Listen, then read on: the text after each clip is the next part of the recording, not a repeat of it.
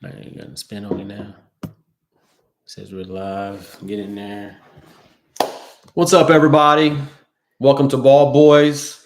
It is Sunday. It's 3 o'clock. Appreciate y'all joining us. In episode 4, baby. Episode 4. Yeah.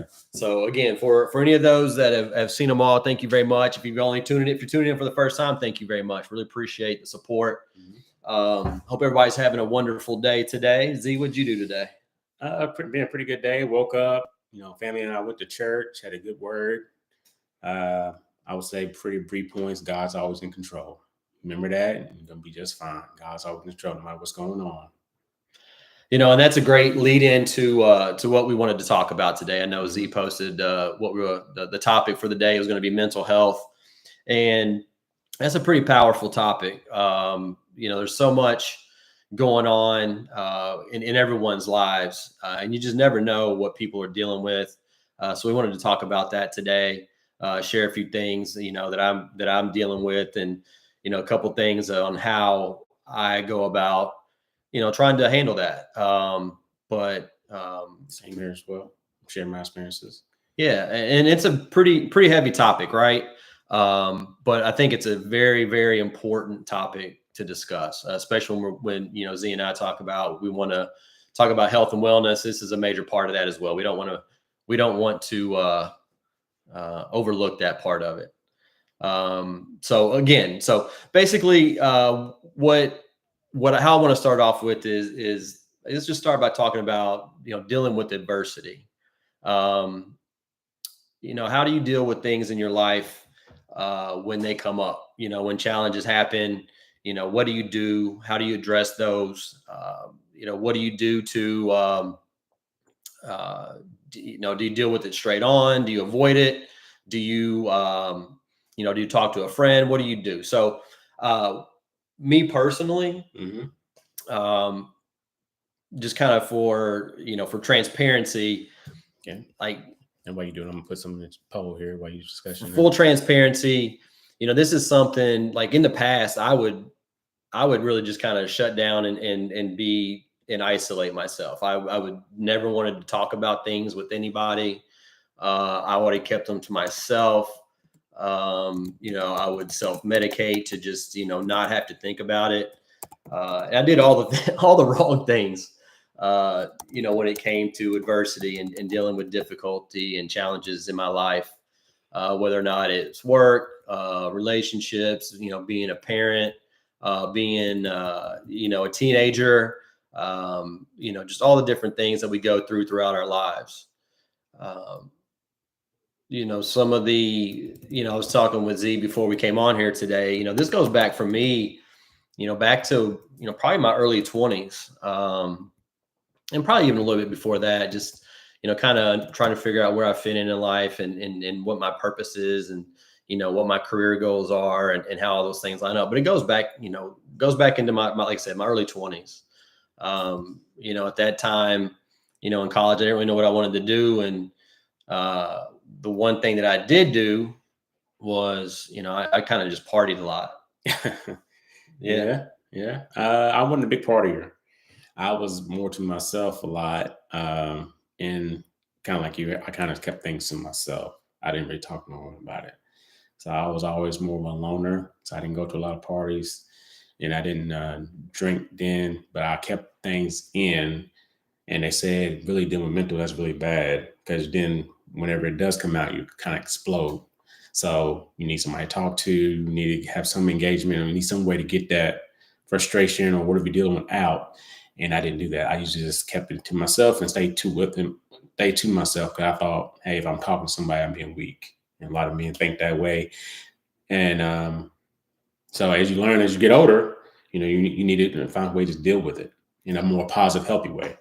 Absolutely. And that, like you said, the positive, healthy way. And, you brought up a really good point, being a man and I can only speak to from a man's perspective, right? I'm not saying that not everyone, doesn't have the same types of challenges and adversity. I know Z's not either. But, I do think as a man, I feel sometimes that we are expected to act a certain way, or expected to handle ourselves or carry ourselves a certain way, not show weakness, Right. you know. Right. And that's very, very difficult because, again, these are real feelings that we deal with. These are real important life changing events that can occur, that do occur. You know, life happens on life's terms. You know, we can't stop those things. And Z brought another really good point out. Like, what I have found over time is, and actually really probably in the last year and a half to 2 years, is that you have to have somebody to talk to. Yeah. Yeah. I know I've got you, Yeah, and you and I've talked a lot about things, you know. Mm-hmm. And I've got, you know, another buddy of mine that I reach out to, and I'll share, you know, all the things and how I'm feeling and stuff like that. You know, my wife I talk to, but you know, that's pretty much it. And I mean, and that's, you have to have an outlet, right, for all this. You cannot just keep it inside. Or I've found that I can't keep it inside, because what happens then is I start to spiral. Yep. Yes. Yes. So to add to that, I would say the same thing. You know, from my experience, how I would deal with mental health or my stresses. There's things you deal with from your childhood. There's things you deal with, as being a man, when you're trying, especially when you have a family, you're trying to take care of your family, make sure you're doing the things you're supposed to do. Your job, when you have your career that you're trying to be great at, or your job and things that stress you out there, we deal in the public and the retail side. There are, there's some days there, dealing with the public, how it can be and how it cannot be. Also, your own insecurities as well. As a man, everybody has their own insecurities, and that could stress you out. So, and how you deal with it. And there have been past times, how I dealt with it, either self-medicate, and that was the wrong way. And I would be alone self-medicating. So he is right. You need to have an outlet. You need to have someone to talk to, or some way to dealing with your stresses or insecurities, which is one of the, big mental health issues we have in this country today and that men deal with. So I definitely agree with you in regards to that. I've talked to a therapist before. Have you ever talked to a professional or sought professional help at all? Yes. Yes, we have. It was interesting. I felt like they give you some different options to use, some things you might not think about, or something to practice, because they're going to ask you about it when they come back for the next session. Right. So yeah. So, and it was interesting to try, but it was stress relieving, to think, to use, to try some new options that you might not think about. So it was interesting to try. Yeah, and so I've done individual therapy. I was a little bit younger when I did that. As I mentioned earlier, it goes back a ways for me. But I remember at the time when I did it, I I thought I was smarter than the therapist. I thought, but it was nice to have somebody to talk to. I mean, I remember just like sharing things. It kind of was the biggest benefit that I found was that, being able to say those things out loud that you're thinking and feeling inside.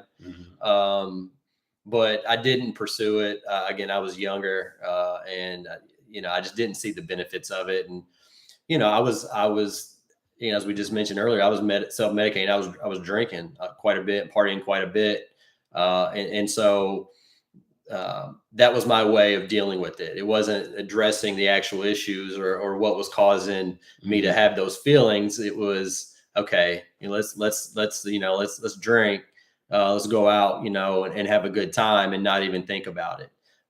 Which for me, was not a healthy way to do that, and that led to. It actually honestly made things worse for me, because again, it just kind of prolonging it and pushing it off, and really didn't help. But I do find the benefits, and later in my life, probably in the last couple of years, I did go back and have a couple more sessions with the therapist, some marriage counseling, to talk about those things. But I definitely recommend that. And one of the things that you have, I don't know if I would check this out with your employer, but there's some health and wellness benefits that you can get from your employer. A lot of times, where you can actually have a couple free sessions with someone, telephone meetings, or even some virtual live meetings that way. Yeah.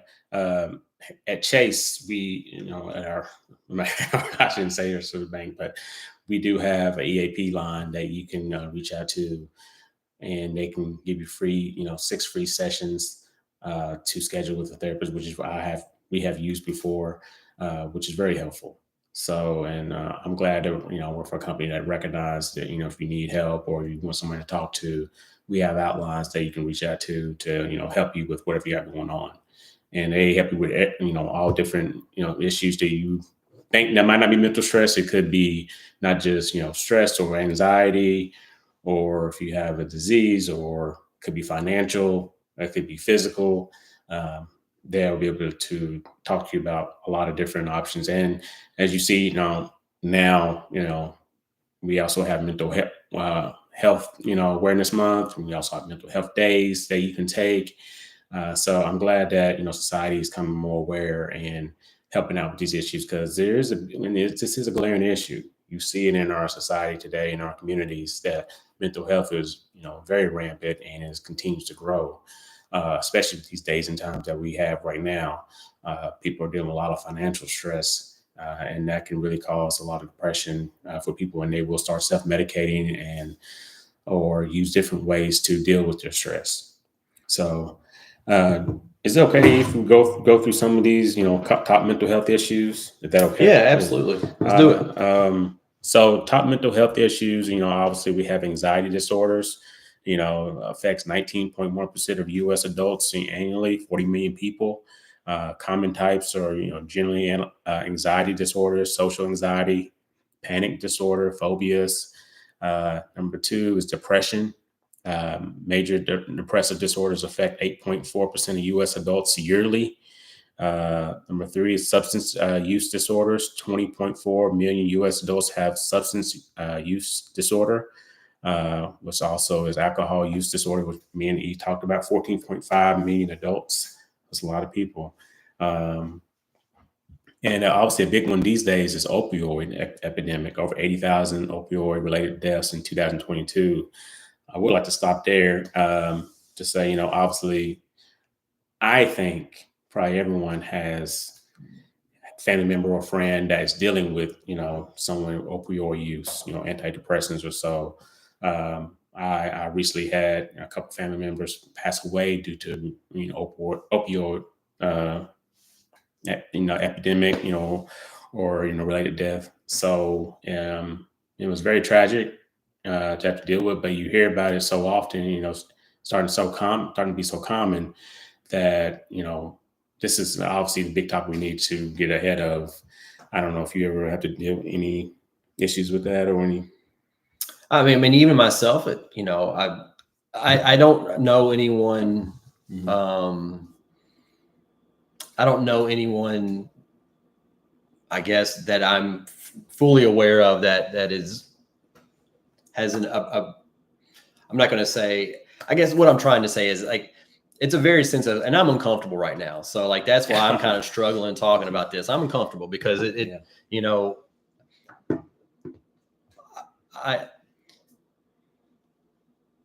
don't even know what else to say at this. I mean, I'm sorry. I'm trying to, the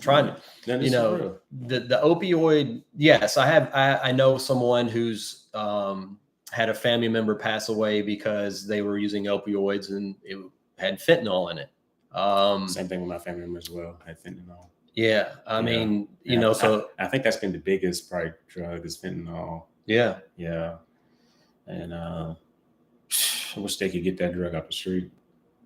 Yeah, man, it's terrible. I mean, And not only are people losing their lives, but I mean, how the ripple effect that goes along with that. I mean, you know, the families, the friends, and they can make it look like, and can they make it look like little candies now and stuff as well? I think they can do damn near anything they want with it. You know, like when you look at the amount of fentanyl, I've just seen pictures on Twitter and different places of like the amount of fentanyl it takes that can kill you is not much. Because you can just touch it, right, and pretty much it can pretty much kill you or so. Yeah, I think it just, you know, absorbs into your skin, into your system that way, and then, yeah. So, I mean, yeah, they got to do something about that, man. As I keep going down here, obviously, suicide is your next. You know, suicide is the 10th leading cause of death in the U.S. A lot of people don't know about it because the news you don't hear about that as much. You hear more about homicide, but suicide is very, relevant as well. Over 48,000 deaths annually. For every suicide, there are 25 attempts. 5, and bipolar disorder affects 2.8 U.S. adults annually. My staff my staff in the past have said I'm bipolar, so maybe I need to get that checked out. They say, hey, a lot of times you're always jumping around, bouncing, and some days, hey, I don't know. Hey, so maybe I need to get that checked out. You never know, or it could just be a day.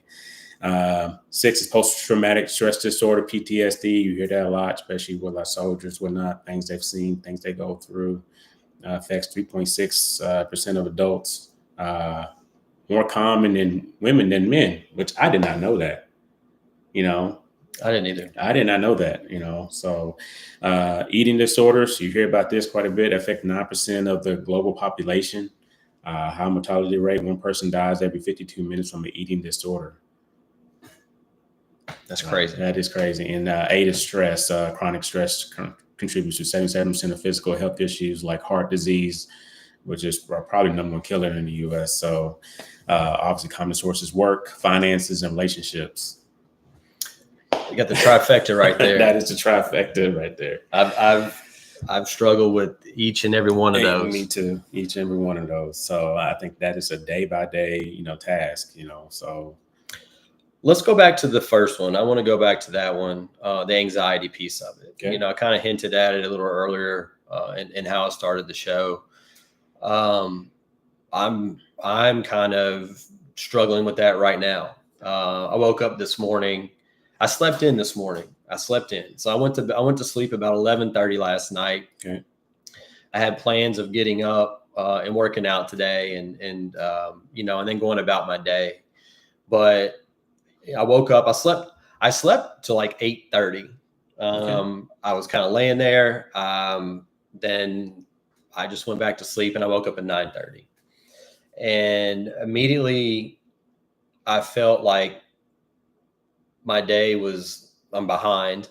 I felt like I'm not going to be able to accomplish everything that I wanted to accomplish today. I did not get a workout in today. There are other things that I wanted to do and I felt like I needed to do. But again, the anxiety piece of it was real right from the very beginning. Like right from the jump, I felt like I was behind. I felt like I wasn't going to get everything done. And it kind of just spun me. And, my day feels off. I felt off, from that very, very moment. And it wasn't because I didn't get upset, just because that's how my mind works. I have a plan. And if like one little piece kind of gets out of sorts, it gets me out of sorts. That's sort of our OCD. I feel the same way. If I sleep in too long or so, if I don't get my workout, for guys like us, that it kind of sets us behind. Like we're not maximizing the day like we're supposed to. Yeah. So I definitely agree with you. I feel like that a lot, especially if I have a day off or some random reason or so. I know I can be getting so much done, and instead of just sitting around and be like a lazy bum or something, there's things I can be getting done. Things I can be working on, either with the family or around the house or myself. I'm just feel like I'm behind if I'm getting a late start. So I definitely agree with you. I know how that feels. Yeah. And the thing, like, there's nothing I can do about it at that point either. And I think that's where I still feel it at this moment. I still feel anxious. But what I need to understand and what I've learned and what I've been taught is, control what you can control. Yes. I cannot control those factors outside of my control. Let me say that multiple times, but the things like the fact that I got, okay, so you slept in a little bit. All right, cool. All right. Well, then what do you need to do? Like, what's the next thing you need to do? So go ahead and start doing those things and get back on track and control that. Because now what's happened is that anxiety has crept into me, and now it's affecting the rest of my day. Right. And you can't do that because they can get worse. So start tackling one issue at a time so you can try to get that anxiety away from you. So yeah. And it affected, my, waking up and just the interaction with my wife and son this morning. I was kind of short and kind of,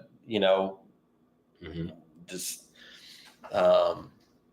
allowing those things to come in and affect those other things. It's like, what do I need to do? I just need to focus on the moment and be mindful of where I am, right, of what's going on.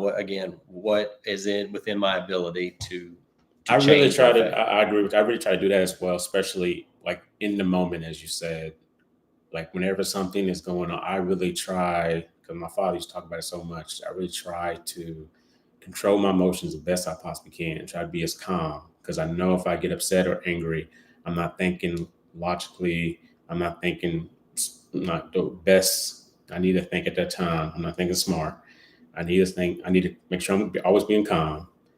And I'll get that a lot from a lot of people I know that know me. I'll try to be calm as I can so I can make the best decision on what I'm trying to do.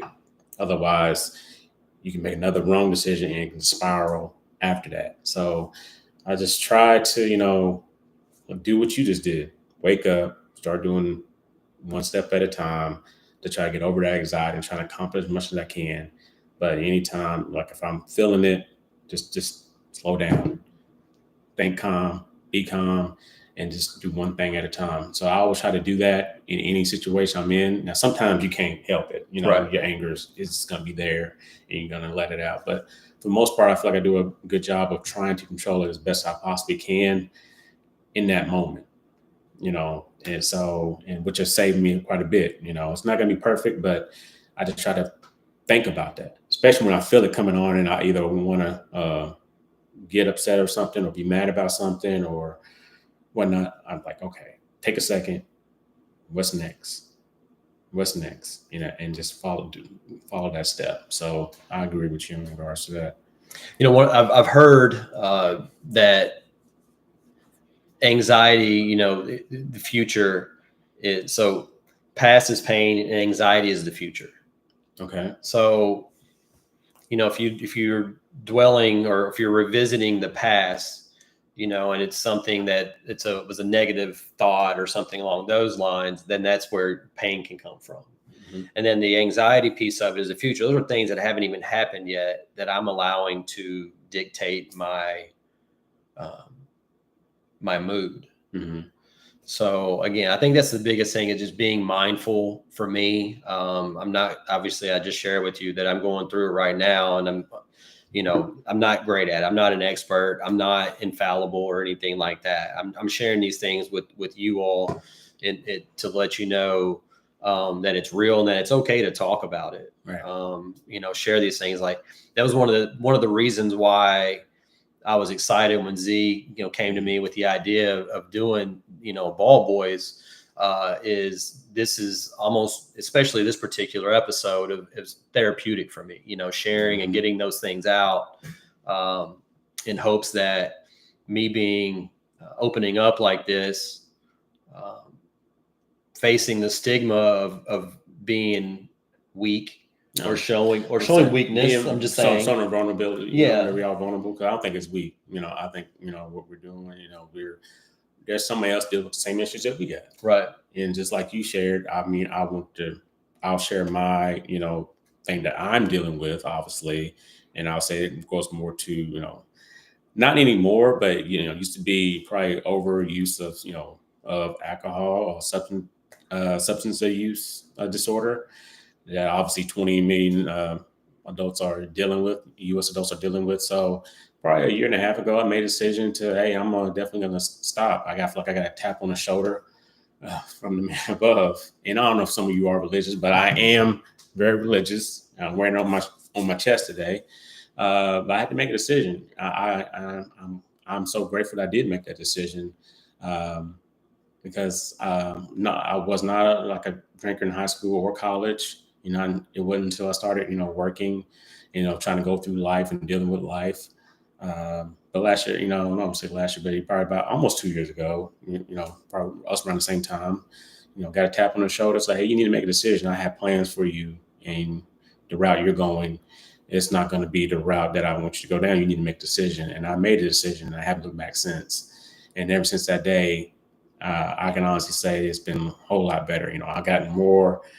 I feel like my spirit is much stronger. I got more involved in my church. I'm trying to be, stronger in our church.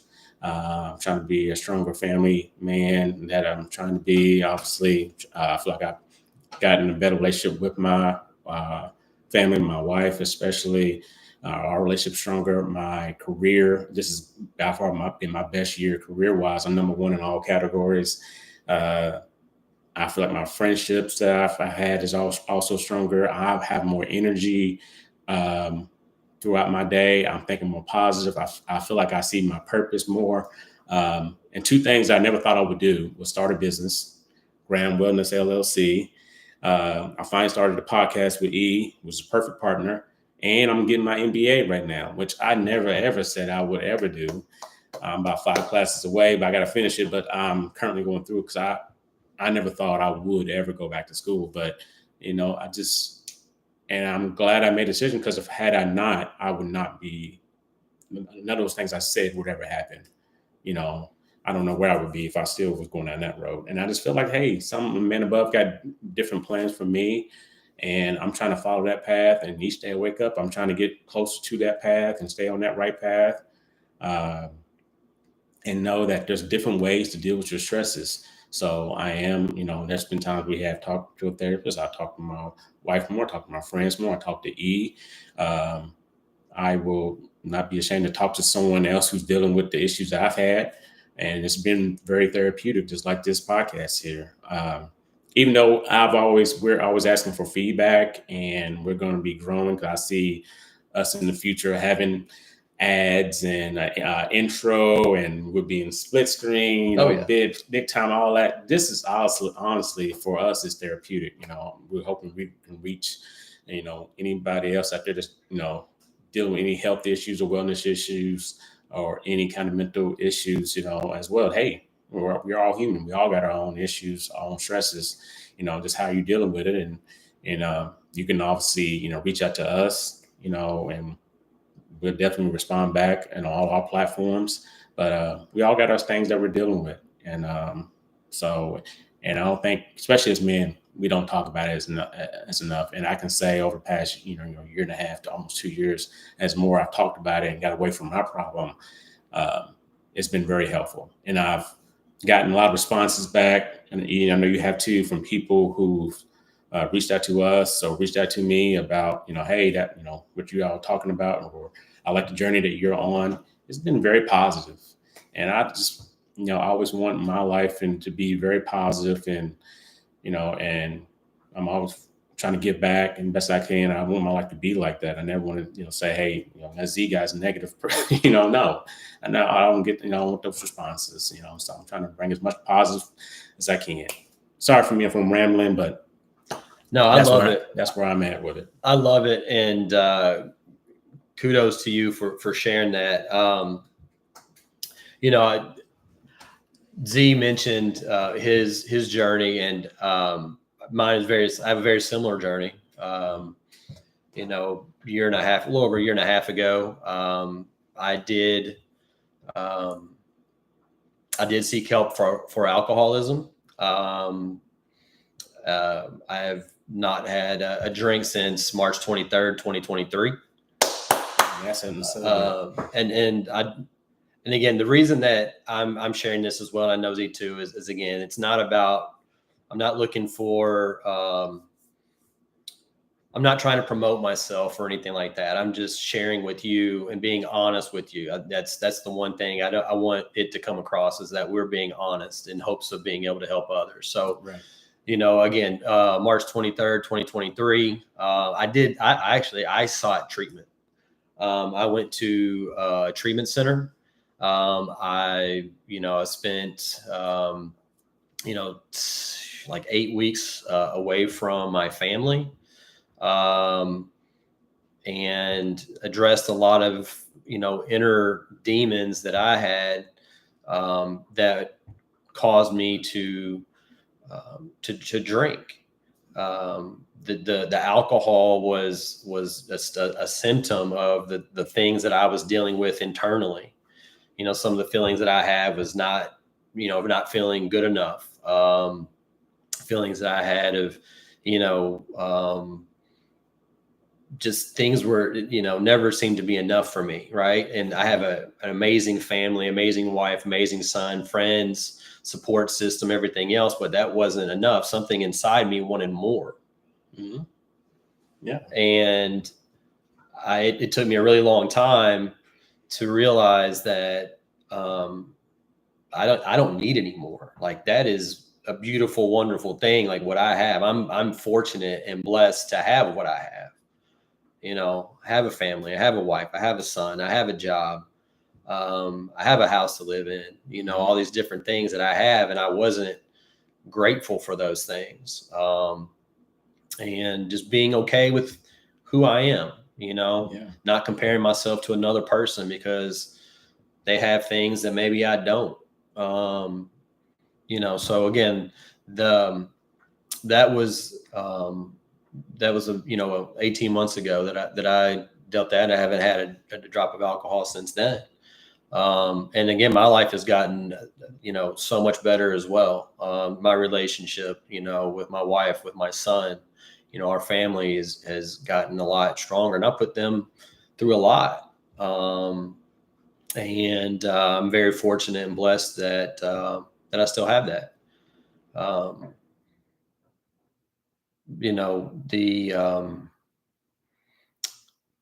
My health is so much better. When I was in treatment, I was the heaviest I ever was. I was like, I recorded was 199. I think I mentioned that before. Yeah. I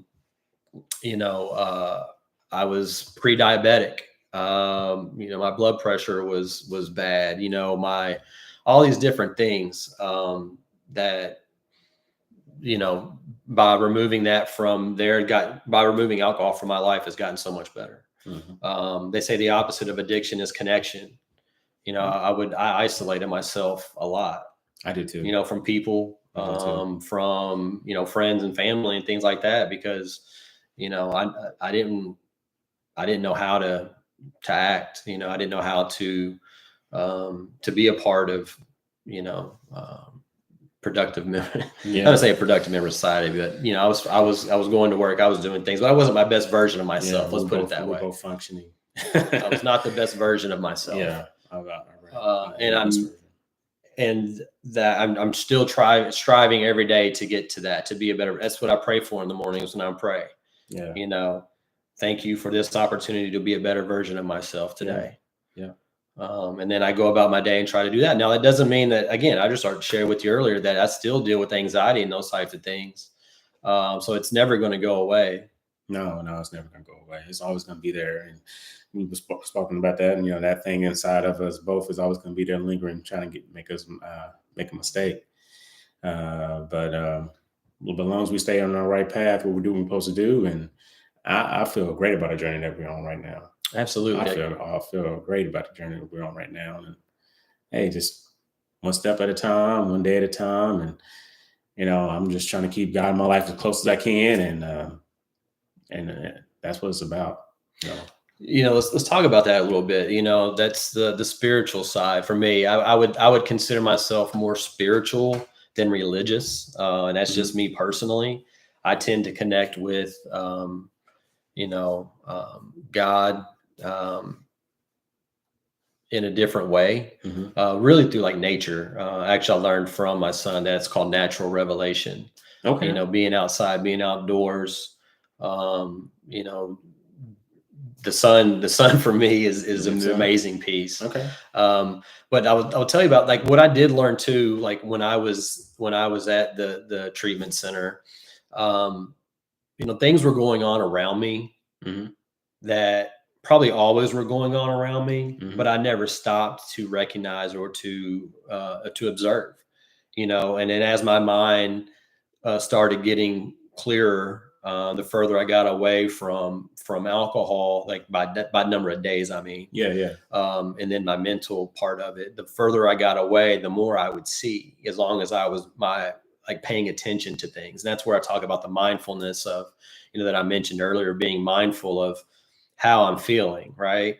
You know, I have this feeling inside of me, what's going on, what's causing it, those types of things. But there were things going on around me that God was doing and continues to do, that I just have to pay attention to it. Yeah, I get what you're saying, because I think, you know, they say that when you're dealing with especially alcohol, it messes with your mind so much. It messes with your, you know, chemically messes with your mind, and you don't see certain things, and it keeps you from certain things. It keeps you from thinking about certain, because it wants you to focus strictly on it, you know. And on my example, I could say, you know, especially when we're working at 5 o'clock, I would say I'm not going to drink today, but then at 5 o'clock will come, and I immediately want to drink. Like, I gotta get me some drink before I go home, you know, or not. I gotta stop in my spot. And that's when went away. That doesn't cross my mind as much. There's been days and there's been weeks where I don't think about, you know, alcohol. And it does do something to your brain where it will block certain things out. And, you know, some people that's very religious will say, oh, that's the devil keeping away from it, you know, however you want to explain it or go through it, you know, I don't know if I'm using the right way, but I just know that I'm further and further away. I don't have those thoughts like I used to. My thoughts are more positive. My thoughts are more forward thinking. I'm thinking about, you know, future and ways I can actually be better for myself and my family, than the thoughts I had before. I felt it was keeping me stuck, because all alcohol was doing when I was in the basement by myself was just keeping me, you know, okay, hey, we're just dealing with the problem of today. Okay, you got pissed off at work or something, or, you know, you got something going on, you know, with family or friend or whatnot, or you feeling like you're not where you need to be in your job or whatnot. So we're just medicated today and push it to tomorrow. I don't think like that anymore. So I get what you're saying. So in my world, I'm thinking, hey, I feel like God is leading me down a different path. And that's what I'm trying to just stay on that path, because I know if I veer off, I know what's going to happen. So I'm just trying to stay as close as I can. But I definitely like your theory as well about nature, because when I am on my runs or whatnot, something about being out in nature and going my runs early in the morning, it does do something to me, man. It does do something to my mind and my body, being out in nature on those runs. I just feel so much better when I get it done, and my days are better. So, well, I feel connected, I guess is what it is. Like, that's how I feel, like connected to God, to the universe, and to other people. Like, that's the part for me that, like, that makes me feel at peace and at calm with that. And again, like the connection piece of it, like there's a couple different things of I don't think about it as often, right? You know, because again, it would be like, okay, it's 5 o'clock, or, you know, it's time for that drink, whether or not it was a long day, or just the fact that that's just what I was doing, just like the kind of the cycle that I was especially in. if a game was on. Yeah. And I just know I can't do that. And I'm not saying to anybody else, I'm not trying to put my feelings or project anything on you. I'm just saying, yes. Our personal experience has not been a good one with alcohol. And we recognize that now. And I don't ever want to go back. And I know if I take one drink, put one in me, I'm going to be right back where I was. Yep. Same here. So I just can't do it. Nope. I can't do it. And then I have too much to lose. Exactly. And I'm not willing to do that. No, I got too much to lose. I agree with you on that. Hell yeah, brother. Hell yeah, brother. Hell yeah. I love you, man. I love you too. Yeah. I got a quick couple of key stats real quick, and then we're going to move on to some other topics, but I want to read these here. Some key stats: mental health treatment. Only 43% of adults with mental illness receive treatment. So talk to someone, receive that treatment. You don't know, you don't know what you need, but you need to get it checked out. Barriers is stigma, cost, and lack of access. Don't let them keep you from getting the treatment you need. Impact of stigma. 9 out of 10 people with mental health issues experience stigma and discrimination. Don't let nothing get in your way. Economic impact. Mental health conditions cost the global economy $1 trillion annually in lost productivity. I read that one. That one was like, That's crazy. it blew my mind, but whenever I stopped to think about it, wow, it makes sense. Yeah. To me, like just from where I was, Yeah. Again, I wasn't the best version of myself. Yeah. A couple of emergency support. Obviously, if you are dealing with anything, I'm gonna read a couple of these lines. Some of these numbers I haven't never heard of, but today you might not have heard of them either. But if you need them, one is 988 Suicide and Crisis Lifeline. Call or text 988 for 24/7 confidential crisis support. Next is the SAMHSA National Helpline, 1-800-662-HELP for mental health or substance use assistance. Mental health organizations, National Alliance on Mental Illness, MHA, Substance Abuse and Mental Services Administration, Crisis Tech Line, and Alcohol Anonymous, AAA. Just a couple topics to reach out to. So, hey, if you are dealing with anything, make sure you check in on your friends and family, or anybody out there. If you see something, say something. Absolutely. I think that's a big thing that people don't say. If you see something, say something. You never know what somebody's going through. And never, just because somebody's smiling or in your face, whatnot, you never know what somebody's going through personally, or that's hidden. And I think that's a quote from actually Robin Williams, who mentioned that. And we all know what happened to him, but you just never assume anything. Everybody got their own issues and troubles that they're dealing with. So just be kind to people. You just never know that one thing could trigger them. Because you never know.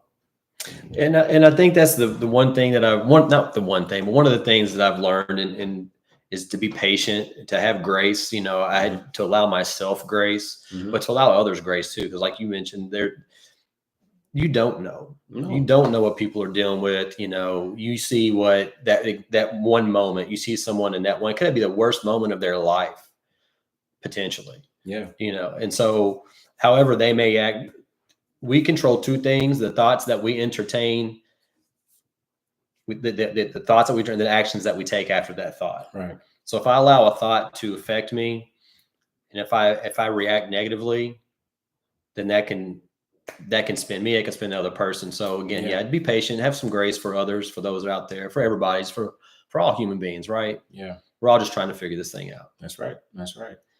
We want to do some quick hitters, some quick fun topics real quick before we end the live today. So first one, let's get into the Jake Paul, Mike Tyson fight. What are your thoughts on the whole thing? Okay. So, we previewed it a little bit last week.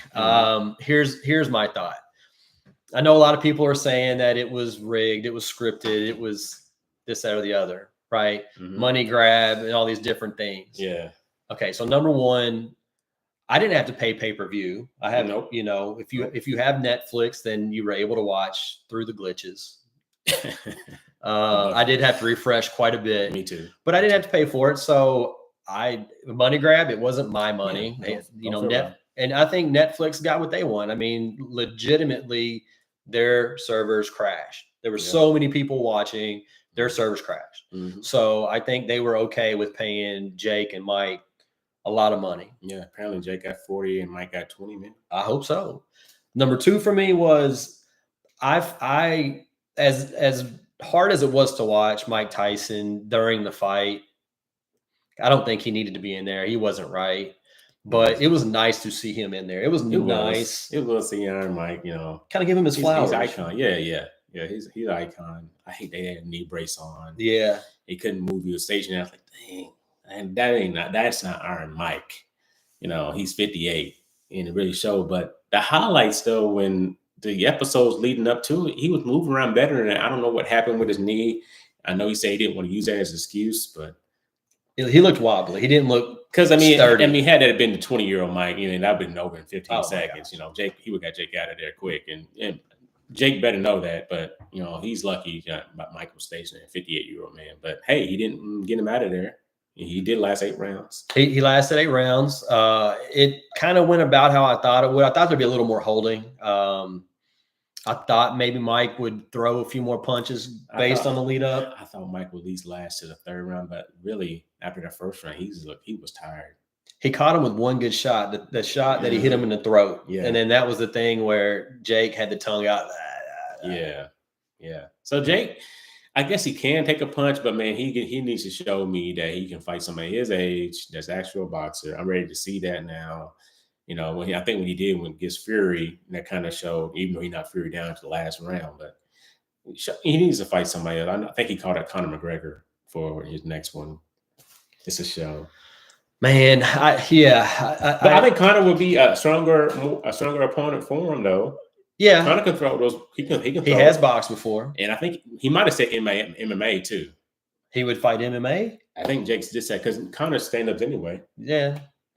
So hey, but he said no weight class though. Okay.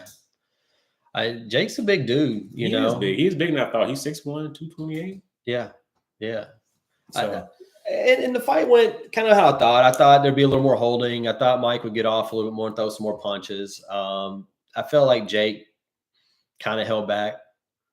He did say he noticed in the 3rd round, because they asked him after the 3rd round, did you see that? And he was said, okay, I didn't want to get him out of there and let that be like the end of his legacy. So I was like, dang, I love Mike, man. I love his highlights, man.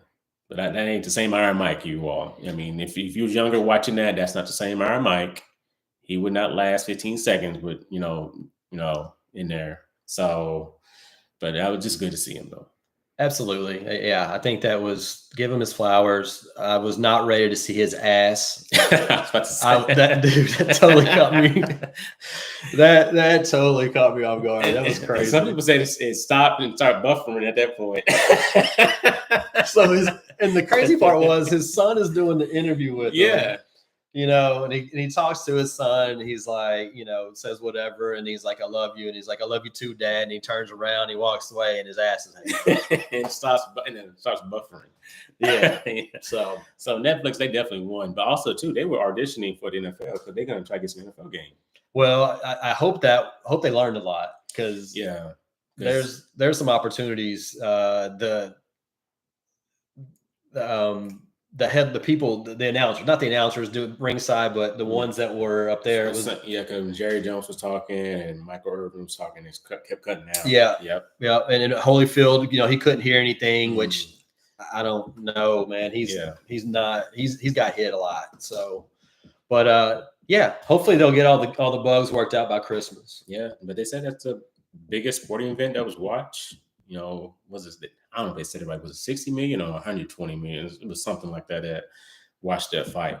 So Netflix got it. They got their money's worth. Yeah, they got what they got. Absolutely. Yeah, even the women's fight too. I forgot the name, but that was the best fight. That was the best fight. Who do you think won? What's the lady from Puerto Rico? I think Serrano. She won that fight, and the other girl, I feel like she was fighting dirty. Taylor. Yep. Even my wife was saying that girl's fighting dirty. She led with the head a lot. Yeah, she was leading with the head a lot, and I was like, man, you don't got it. But the stats show that Serrano won in the stats. Even the last fight they had like that was like that. So they should. And she was so nice and so graceful when she was giving her an interview. But she should have won. I don't know what Katie Taylor has on the refs, but she got something because she shouldn't have won. I agree that I felt the same way. The fight that I was watching, I thought she was landing the bigger, heavier punches, more effective punches. And then Taylor with the headbutts. I did see on Twitter, I didn't fact check it, but I did see that someone was saying that Taylor outpunched Serrano or outlanded her in 6 rounds.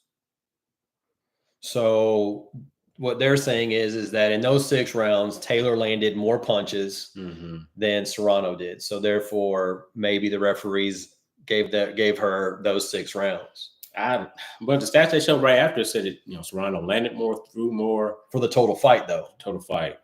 So maybe those 4 rounds, like she just doubled. How many rounds did it go again? It was 10. Was it 10? But also too, though. But you took a point away from him though too. Right. And that cut was nasty. Man. It was nasty. Yeah, it was. That had to hurt. That had to hurt. But a lot of her opponents end up like that. That should tell you something there. So they gotta get that checked out. Hopefully they do a third. They say they do a third match with 3-minute rounds instead of 2-minute. So that's what Katie said right after the fight. So I hope they do. And Serrano, whoops that girl's ass. So that's what I hope to see. My money's on Serrano. Yes, mine too. Yeah, mine too. Let me see. The last thing was, I know you didn't get a chance to see it, but it's a quick highlight: Jones versus Stipe. Obviously, I saw the highlights this morning. It was only 1 round, and Jones, he's the MMA king. He's the greatest MMA fighter of all time. I think he's trying to fight Alex Pereira next. I don't know. Dana wants him to fight Tom next instead, but John Jones, man, his ring IQ is phenomenal. I don't think no one can ever touch him or beat him. Nobody. I know. Yeah, I know. I wouldn't want to even come. I would never want to be in the alley alone with him. No, that guy, man. I didn't see the fight either. I've gone back and watched some of his fights in the past on YouTube. Dude is a wizard when it comes to like being in the ring, like just the timing that he has, the way that he can get himself into position, for, just for finishing dudes off. Right. Yeah. And in this one, he usually does like spinning elbows, whatnot. He didn't do that. He did a spinning back kick to the ribs here and put Stipe down and finished him. Just amazing. He probably studied Stipe and knew what he was going to do the entire time. Because 1 round he got Stipe out, which never all happens with Stipe. And just amazing, man. Just amazing. Nobody can mess with that dude. Nobody. John Bones Jones. But as we wrap up here, make sure you're hitting that subscribe button if you are watching today. Also, too, you can follow us on Instagram, BaldBoyz, X, BaldBoyz. 502 at BaldBoyz 502. Of course, on YouTube. Tell your friends, family about us today. I think today was our, very deep episode, but I think our best episode. I felt, feel good about it. Like I said, this is therapy, and this could be therapy for somebody else as well. But just definitely follow us here. We're continuing to grow. We're up to 74 subscribers, trying to get to 100 by next time. We'll see what happens. But yeah, any ideas you may have, anything you want to talk about, or any suggestions you may have for us. I think I had a friend reach out to me as I was on the way over here. He reached out to me and wanted us to talk about leadership and how can you improve, work on yourself, and to be a better leader or be a better version of yourself. So that could be our next topic there. But yeah, we appreciate all the feedback and any suggestions you may have for us to continue to grow. We definitely love it. Well, and absolutely. Very well said, Z. Like I'm still uncomfortable. I wasn't, I know we talked about, and I brought up the idea of the mental health you were asking about. I was like, let's do mental health. And then, really wasn't, I was thinking a little bit different. I thought we might go in a different direction, but I'm glad we did, because again, for why we got into this, why we wanted to do this is, to help other people.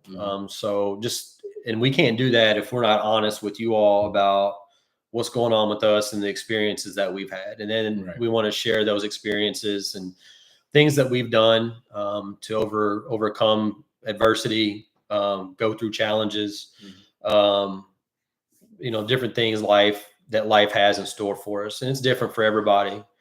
So again, for me, as Z said, just if you need someone to talk to. If you don't have somebody to talk to, think of in your mind of like who a friend, family member, use the employee assistance programs that you have at work.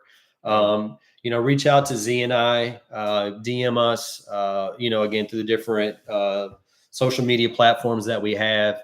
We're not professionals in any of these areas, but if it will help however we can, in addressing those.